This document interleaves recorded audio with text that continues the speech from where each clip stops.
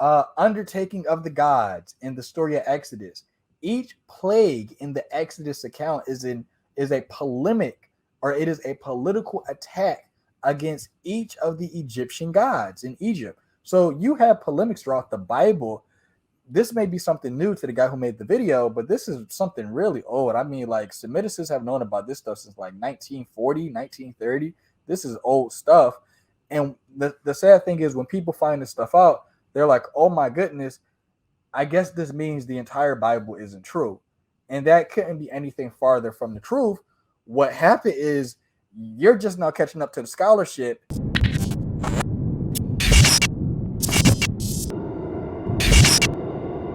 Hello, everyone. This is What Your Pastor Didn't Tell You. Today we have Science Enthusiast on. Today we're going to be responding to a video that was just posted a few days ago. It's called A Bible Story Snagged from Older Gods from DarkMatter2525. And this guy has a whole bunch of subscribers, and he's posting a whole bunch of different crazy stuff, crazy different reviews about like how the Bible is copied from pagan myths, and it's obviously fake because of that, and all that kinds of different stuff. So we're going to be getting into that. Wayne, say hi. Tell us a little bit about your channel, what you focus on, and then we're going to get into it. Hey guys, I'm Wayne. I run the Science Enthusiast channel, and I have a second channel. It's called Two Powers in Heaven. I'm going to change that. There's going to be Two Powers in YouTube. I deal with evolution, creation, Genesis, but I also deal with ancient Near Eastern cosmology, Semitic studies, anything with the ancient Near East, Egyptology. I'm probably going to be looking into it. So I deal with all that type of stuff. And I go into basically Christian scholarship from a ancient or Eastern Semitic perspective. Awesome, man. Well, if it isn't Jimmy. God? That's right. And it's time for your judgment. Oh, no. Yep. I think we can wrap this one up quickly based on your most recent sins alone. Lying and stealing, both against my commandments. I'm sorry, God. Too late for that. Death is the cutoff to apologize. For some reason. So when are you going to apologize, God? What are you talking about now, Jeffrey? Apologize for what? For doing the exact same thing Jimmy did. What? I never plagiarized anybody. No? Nope. Oh, really?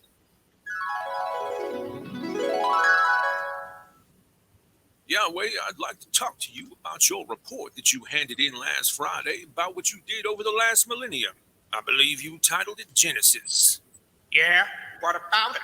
Now, did you really flood the entire world exactly as it says in your Genesis report? Of course. Exactly as I wrote it, it happened. Yahweh, have you ever read the Epic of Gilgamesh? No. Why? Well, hundreds of years before you wrote Genesis, some of the older gods wrote a school play called The Epic of Gilgamesh. And in their story, the gods got upset with mankind, so they decided to flood the entire world. Same as you. But before they did, one of the gods warned a very righteous man to build a boat to save himself and his family and all the animals. Sound familiar? The righteous man complained about it, same as your story, but eventually agreed. The boat had specific dimensions with many compartments inside, one door, at least one window, and the outside of it was coated in pitch, same as your story.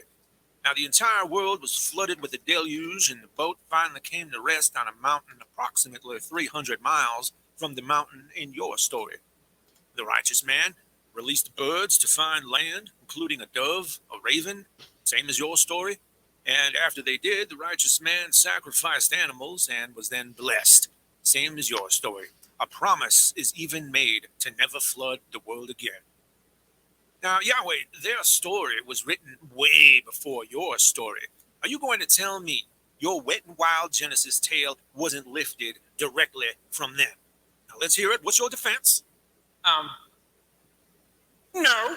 Yahweh, this story isn't even worth stealing. It's rife with all kinds of logistical problems. It's not even a practical way for an omnipotent being to behave, let alone a supposedly benevolent one. Well, how do you know they didn't steal it? Well, in fact... So what we basically have so far is you know, you have this like whole story of like, oh, so you know this Anne Frank story of like this kid, like, you know, he steals the paper or whatever, and then we have, you know, oh, God did this actually. Oh, surprise, surprise. Oh, the Christians didn't know. You guys have been duped. It's all fake. But so, and it's very interesting. A few things that come up that I've thought about, and I want to get your thoughts on that, Wayne. So one, like, so he mentions like, oh, okay, so even like in in this teacher's like proposal of like, why would you even steal the story? It's like, okay, well, one, like, did the ancient writers just like not know that? Like, did they think, oh, this just seems like a stupid story that's obviously made up? Like, we're just gonna steal that. Like, obviously they're not stupid. Like, so whatever explanation you have for like why these people would do this, you'd have to have an even better explanation as far as like if they're going to accept it. Like, you have, I mean, you have multiple people trying to accept this story, and then like, what, are they just going to like accept it even though they don't know it's not truth? Like, what do you think, Wayne? The way how the guy portrays God, like he's like this gray-haired man in the sky who's just extremely pissed. He's just mad at everybody and everything. It's that's really interesting to me, because some people really see God in that way. Some people really think God is an old man in the sky. Also, there seems to be some conflation going on. So whoever the guy is who made this video, he doesn't know how ancient and Eastern genres work. So when looking at the Genesis story and when looking at the Noah's flood account, we have to take into account what Semitic genre is this story. If you didn't know, people in the ancient world, when they told stories, all stories were not supposed to be historical. And you could have historical stories with meta narrative or with supernatural elements, or you can have historical stories with thematic patterns. I'll give you an example. There's a story about how a man feeds the gods, and on the sixth day, when he feeds the gods, this person is blessed with a son. Does that story sound familiar? Well, it sounds a little similar to what happens in Genesis 17 when Abraham meets God.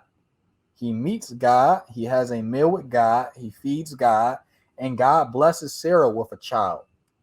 Well, there's a similar story to that in Africa. It's called the story of Akat. I think it's Aqhat. He feeds the gods for 6 days, and on the seventh day, he's blessed with a child. You can have stories in the ancient world, in the ancient Near East, that everybody knew about with these same thematic patterns, but the moral of the story or the point of the story is to say it wasn't your God that did these things. It really was my God who did these things. It was my God who blessed a woman with a child. It was my God who actually flooded the earth. It was my God who created the world. So this is what's called, it's a polemic. A polemic is a political attack against an idea or against another meta narrative. And you see this throughout the Bible. The Exodus accounts are polemics. The whole undertaking of the gods in the story of Exodus. Each plague in the Exodus account is a polemic, or it is a political attack against each of the Egyptian gods in Egypt. So you have polemics throughout the Bible.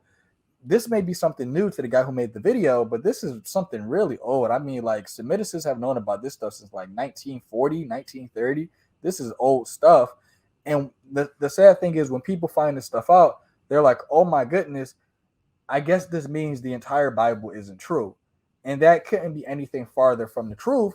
What happened is you're just now catching up to the scholarship. Scholars have known about this for the last, I don't know, 200 years. And yeah, it's pretty sad. Christian scholars, well, I might add, Christian scholars believe that the Bible or Genesis might not be true. or might actually, well, not true, but not historically happened. But like, this is not new news to them. This is old news. So you mentioned a lot of stuff there. So one, you said, you just throw out like, you claim without evidence. Like what is that? Why do you not think that? And you don't have to go into deep detail. We already I already did an interview with Joel Edmund Anderson on this topic. But why are you so quickly to judge that like Genesis 1 to 11 might not be actually historical? Well, you have to not just look at the Genesis story, but you have to also look at the stories and the cultures of the surrounding nations so you can put the pieces together to try and figure out the purpose for why this story was written. So we have a text and we know, hey, this text is telling us a story about X, Y, and Z. But now we have to try and figure out, why are they telling this story and what is the purpose of them telling this story? And when you look at Genesis 1 to 11 in this ancient context, it doesn't seem like it was written to be understood as a historical account. It had a different purpose for its audience. And the purpose being is it was really Yahweh, or it was really the God of Abraham, Isaac, and Jacob who created the world. It was really Yahweh who caused the flood. It was really Yahweh who did all these things in Genesis 1 to 11. And then you have a genre switch where it switches from more meta narrative to historical when you get to Abraham. And you kind of have this in Jewish literature. You have Jewish wordplay, you have Jewish switching of genres. And I guess it's difficult for people to understand because every Israelite or every Jew or every ancient person looking at the Genesis account, they automatically would be able to pick up on, oh, this is the genre switching right here. It's only until now where we actually have book titles, where we actually have chapters, we actually have verses in our Bibles, and we actually have commentary to help guide us so we modern people can understand that this is a genre switch. The genre is switching from historical, from ahistorical, etc. And it can be difficult. And that's why a lot of people, as you know, they leave the faith or they get really confused in the faith because the Bible was not written to us, but the Bible is definitely for us. And I draw a piece of evidence. So Genesis, I think chapter 10 or either it's 11, where it talks about the Tower of Babel. One piece of evidence to showcase that the Tower of Babel story was not written to be a historical account is the Babylonian map of the world. If you just do a quick Google search of Babylonian map of the world, it's basically the circular disc, and right in the center of this map is Babylon. What's the big deal? Why? The idea or the thought is that Babylon thought it was so great, they thought that they were at the center of the world. And so whoever wrote this story of this Babylonian account, what they're really trying to argue is, in proper context, you guys think that you're so great because you build these great cities and these great towers, but my God is much greater than you and your city. My God actually broke one of your towers down.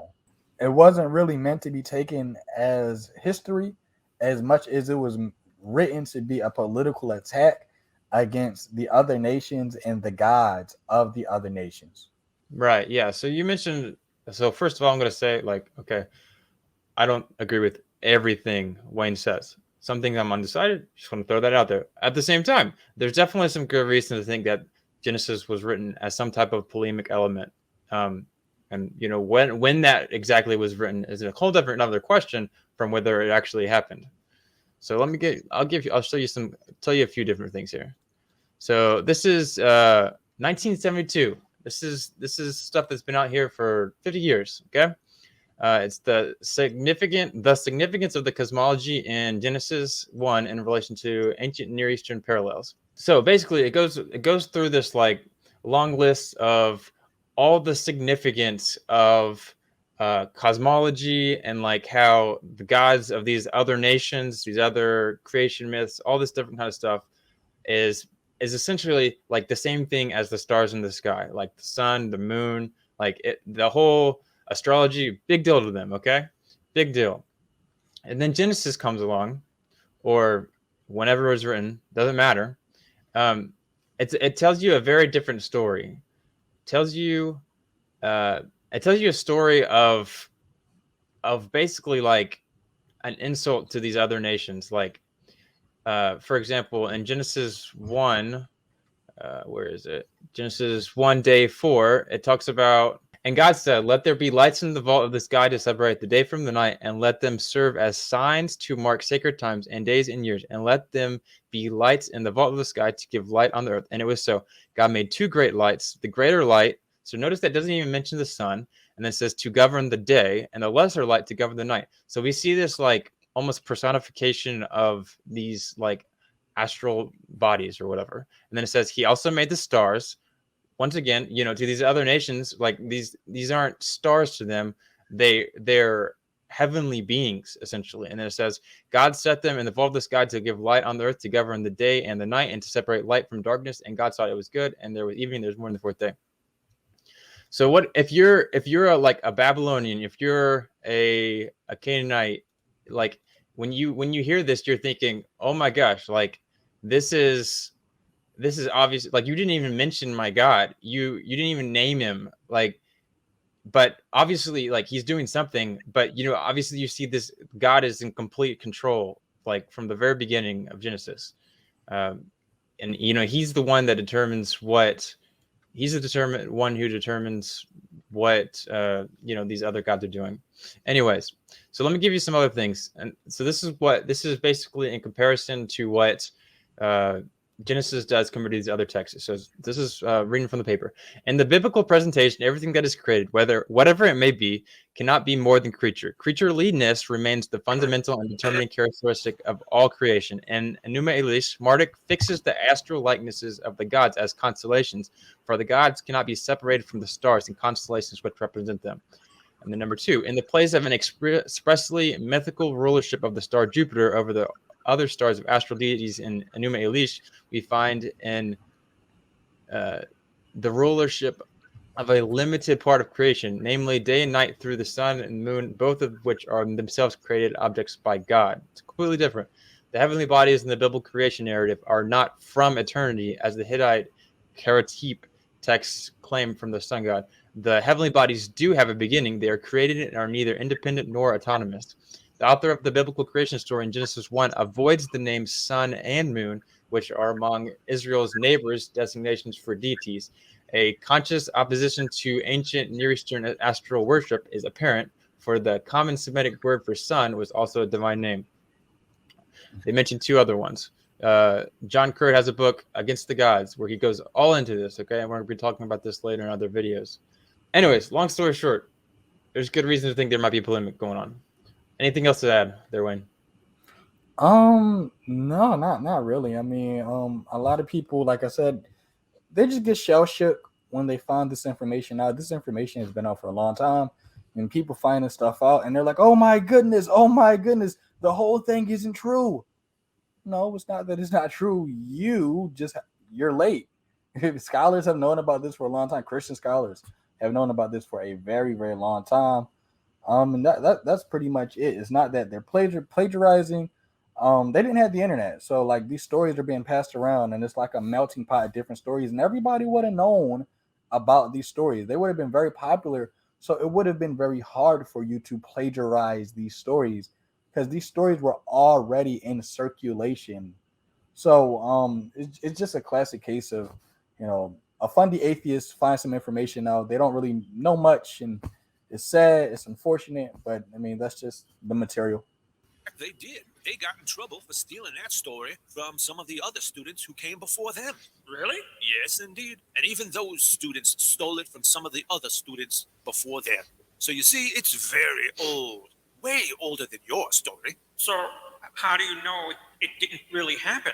Well, it most likely did happen. Really? Yes, but not like in your Genesis account. It was most likely a local flood that happened on the floodplain of the Tigris and Euphrates. Some farmer probably became a local legend after saving his family and a bunch of his animals. The story became a tradition and was told over and over again and embellished and romanticized and embellished some more until other cultures inherited it, as cultures tend to do with such stories. And then finally, it landed in your lap. Now, the geological record clearly indicates that all the floods of the world happened at different times, and that there was never any one time when water covered the entire earth. It's metaphorical. A metaphor for what, exactly? It's a lesson to not mess with me or I'll destroy everything. In your story, you promised to never do it again. It teaches people to trust in my plan. In your story, you regretted making. I would say, obviously, this is a story that this more than likely did happen with a real farmer. I would agree, yes. The way how it was written in the Bible, probably not the way it exactly happened. It's a rendition of another story, obviously. Nope, like any like anybody educated in like Semitic studies would agree with that. Where they would disagree with him at is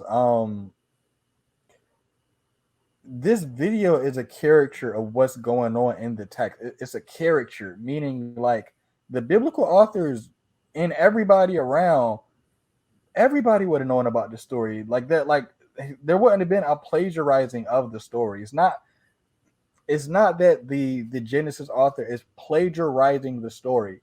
They're putting their own thematic elements on the story because it is their polemical attack against Enuma Elish, where the gods decide to drown all of humankind because they wanted to get some sleep. Well, we know Yahweh doesn't eat, he don't sleep, he doesn't need to take a nap. Yahweh isn't killing mankind because mankind is noisy. We also know that he brings up the whole point about the entire earth. This just shows another just lack in just Semitic studies in biblical languages. The word in the Genesis account is eretz, right? It's kol eretz, or the whole earth. If you do a quick little word study of kol eretz, KOLERETS, that means whole earth, right? And then you have kol basar, all flesh. That doesn't mean the entire planet. If you go to, I think it's like Genesis 36 or Genesis 37, it says, and kol eretz, and the whole earth came to Egypt because there was a famine in kol eretz, in the whole world. Now, was there a famine on the entire planet? If this guy wants to take the Genesis account very literally, was there a famine in Australia and people came from Australia to Egypt because there was a famine on the whole planet? No, because kol eretz doesn't mean that. It means there was a famine in all of the land in the ancient Near East. Or even you could even take that there was a famine in all of the land of Egypt. So for him to make these arguments, it's kind of a straw man and a caricature. And I don't want to say it's being dishonest, but maybe he just really doesn't know better. And a lot of people don't. So yeah. And of course there's other views. We're gonna be going eventually, we're gonna do a video on Genesis and the flood and all that kind of stuff. So, and there's other views like that don't require that there be a flood in the entire world. So like, if anything, it's funny because like this video is showing like, okay, and like, what's your point? Yeah, basically.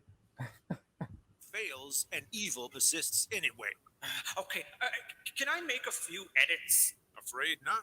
You already turned it in. Wow. Your Honor, clearly the defendant was well aware. And of course, it was a special thanks to Digital Hammurabi, everybody's favorite atheist scholar. But anyways, yeah. So that was a fun video. I hope you guys enjoy. Is there anything else to add at the very end there? I guess I just have to say that these videos, even though he might have made it out of fun, maybe this is just fun to him.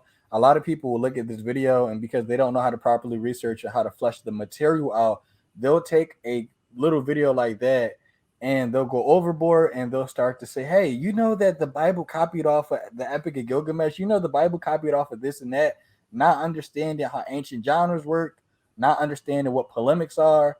I'm really interested to know, why didn't he go into polemics in his video? Why did he go into different genres in the biblical text? Very dishonest, if you ask me.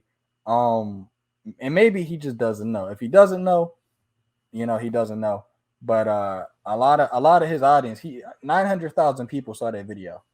And a lot of people are going to watch that video and they're going to walk away from the biblical text thinking things about the ancient text that are not true.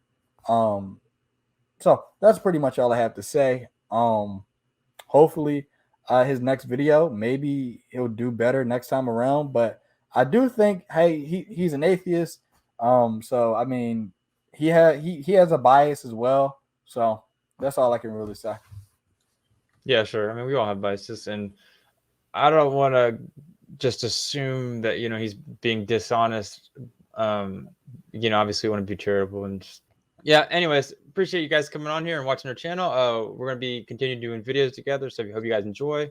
Like and subscribe. Definitely like and subscribe. That works. Oh, that's the first time I've ever said that in a video. That works. That'll do. There you go. All right. I appreciate you coming on, Wayne, and I hope you have a good time.